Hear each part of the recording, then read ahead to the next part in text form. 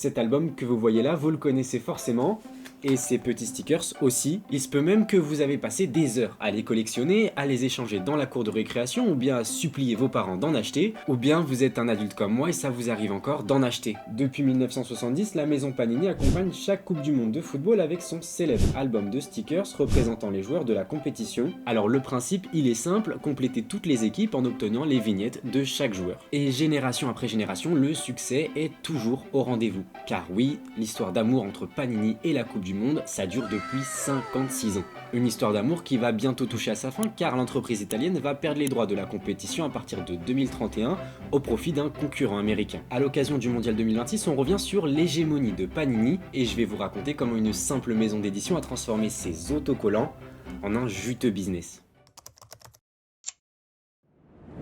Avant tout, il faut remonter aux origines. Tout commence dans les années 50 à Modène, dans le nord de l'Italie. Les frères Giuseppe et Benito Panini sont marchands de journaux. Ils tiennent le kiosque à journaux familial que leur mère avait acheté. Alors l'affaire tourne plutôt bien, mais ils ont une idée pour booster encore plus les ventes, intégrer des vignettes de footballeurs comme on pouvait en trouver à l'époque dans les tablettes de chocolat. Les deux frères rachètent donc un stock de vignettes invendues et les distribuent avec les journaux qu'ils vendent. Mais la véritable révolution arrive en 1961. Cette année-là, les frères Panini lancent Calciatori, un album dédié à la collection de vignettes de footballeurs du championnat italien. Chaque équipe possède donc sa page et les acheteurs doivent donc dénicher les portraits des footballeurs et les coller sur la case correspondante afin de compléter l'album. Les pochettes avec les photos des joueurs étaient vendues à 10 lire l'unité, ce qui correspond aujourd'hui à 20-30 centimes. Autant vous dire que c'est bien moins cher qu'aujourd'hui. Et à l'époque, à l'intérieur de ces pochettes, il y avait 2 vignettes de joueurs. Le succès, lui, a été immédiat. Environ 15 millions de paquets d'autocollants ont été vendus la première année. Les enfants en raffolent, certains utilisent leur argent de poche pour acheter les vignettes et la plupart font même des trocs dans la cour de récréation. Les deux autres frères Panini, Umberto et Franco, vont alors rejoindre l'entreprise qui va continuer à se développer et même s'internationaliser.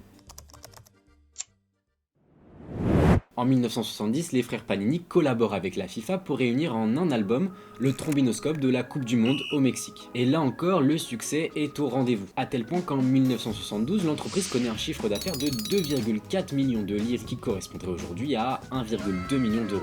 La suite, la marque s'implante progressivement en France, en Belgique, en Suisse, au Brésil et dans de nombreux autres pays par l'intermédiaire de ses filiales. Et au fil des années, Panini va même obtenir les droits de nombreux championnats nationaux et va donc accroître son monopole. Par exemple, le premier album sur le championnat de France est sorti en 1976. Leader des cartes à collectionner, Panini va aussi se diversifier et lancer des éditions consacrées aux super-héros, aux films, aux dessins animés ou encore aux mangas. Bref, Panini est partout. Mais le football, ça reste quand même son produit phare et ça marche. Pour vous donner quelques chiffres, en 2017, le chiffre d'affaires avoisinait les 563 millions d'euros et l'année suivante, à l'occasion de la Coupe du Monde 2018 en Russie, le chiffre d'affaires a dépassé le milliard d'euros. En fait, tous les 4 ans, le même phénomène se reproduit. Des millions de collectionneurs achètent un album dans l'espoir de le compléter. Bref, c'est devenu un vrai rituel. Mais alors, pourquoi il y a autant de fans ? Pourquoi ça marche aussi bien? Eh bien parce que le principe des albums Panini se base avant tout sur le hasard. Quand vous achetez une pochette avec plusieurs vignettes à l'intérieur, vous ne savez pas sur quelle carte vous allez tomber. Vous pouvez autant avoir Messi, Mbappé ou Andrés Cubas du Paraguay. Et c'est ça qui crée l'engouement pour les collectionneurs. Je reconnais pas les... Oh, Nick Voltemade, très très content. Aïe aïe aïe, ça me fait très plaisir.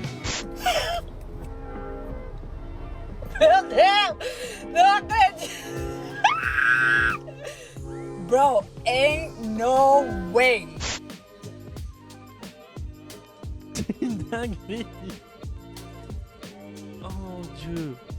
Ensuite, il y a le côté nostalgie. La marque est tellement iconique qu'elle a traversé plusieurs générations, des grands-parents aux petits-enfants. Et pour beaucoup, le simple geste de déballer une pochette et de coller un sticker, ça replonge en enfance. Enfin, c'est aussi un marqueur de lien social important. On ouvre les vignettes ensemble, on les échange encore plus avec l'essor d'internet et des réseaux sociaux. Les vidéos d'ouverture de paquets sont nombreuses. Sur YouTube, les échanges de cartes se multiplient sur les plateformes et d'autres vendent même leurs meilleures cartes à des prix parfois exorbitants.